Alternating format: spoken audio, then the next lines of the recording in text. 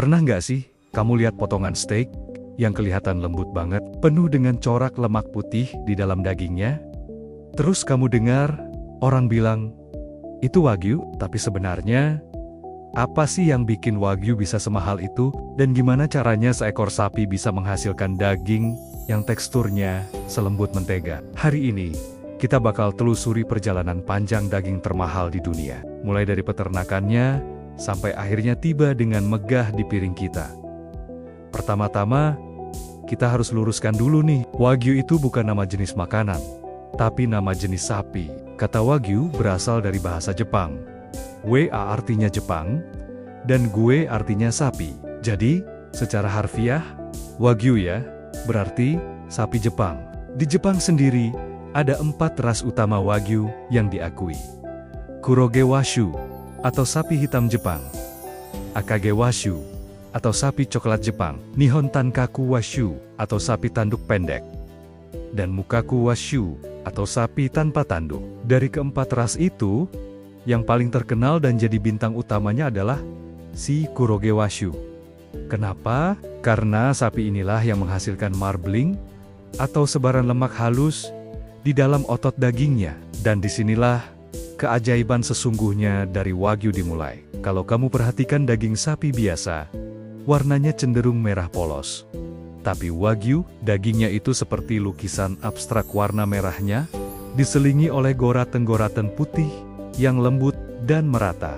Nah, goratan putih itu bukan lemak biasa yang ada di pinggiran daging, melainkan lemak intramuskuler, atau yang kita kenal sebagai marbling. Lemak inilah yang jadi kunci kenapa daging Wagyu bisa terasa super lembut, juicy dan gurih banget pas dimasak. Yang paling unik, lemak Wagyu ini punya titik leleh yang rendah banget, cuma sekitar 25-30 derajat Celcius. Artinya, daging ini bahkan bisa meleleh di dalam mulut kamu. Tapi, kok bisa begitu? Ternyata, ini semua karena genetik sapi Wagyu yang secara alami punya kemampuan untuk menyimpan lemak di dalam ototnya, bukan di luar tubuhnya. Hasilnya, daging dengan cita rasa yang kaya dan mewah banget. Beda dengan sapi potong biasa, yang digemukkan secepat mungkin. Sapi Wagyu dipelihara dengan penuh kesabaran dan perhatian yang luar biasa. Mereka hidup di lingkungan yang tenang, bersih, dan bebas dari stres. Tujuannya apa?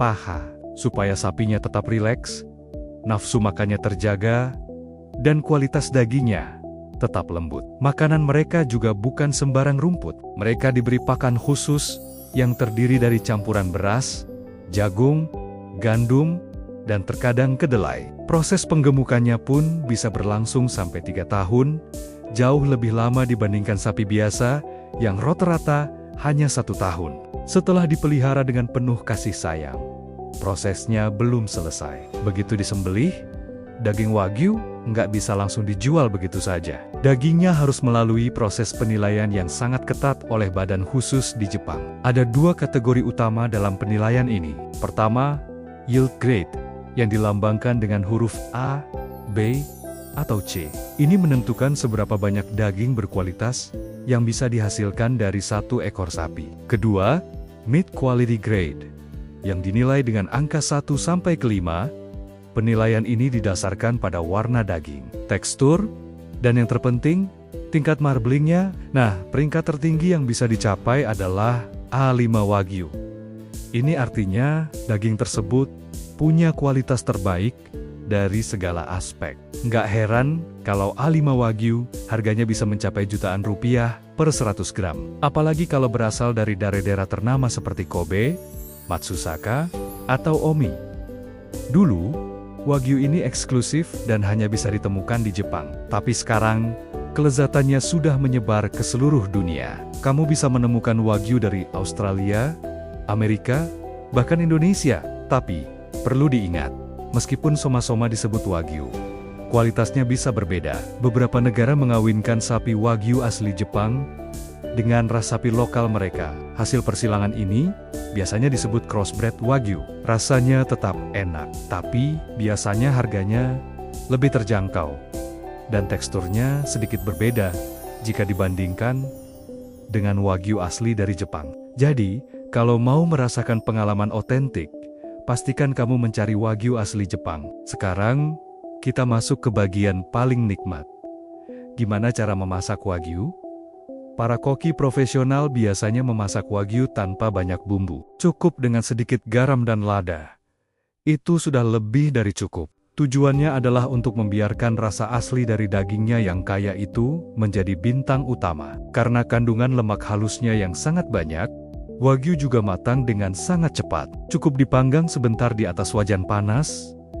Biarkan bagian luarnya berwarna kecoklatan dan sedikit renyah.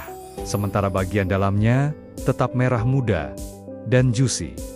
Itu sudah sempurna. Saat potongan daging itu masuk ke mulut dan langsung meleleh. Nah, disitulah kamu akan benar-benar mengerti kenapa orang rela membayar mahal untuk sepotong Wagyu. Jadi, di balik sepotong daging mewah yang ada di piringmu, ada sebuah proses yang sangat panjang, penuh ketelitian, dan tradisi ratusan tahun dari para peternak di Jepang. Wagyu bukan sekadar makanan, tapi sebuah hasil karya yang lahir dari budaya, kesabaran, dan cinta terhadap kesempurnaan. Jadi, kalau nanti kamu melihat steak Wagyu di menu restoran, kamu sudah tahu ceritanya.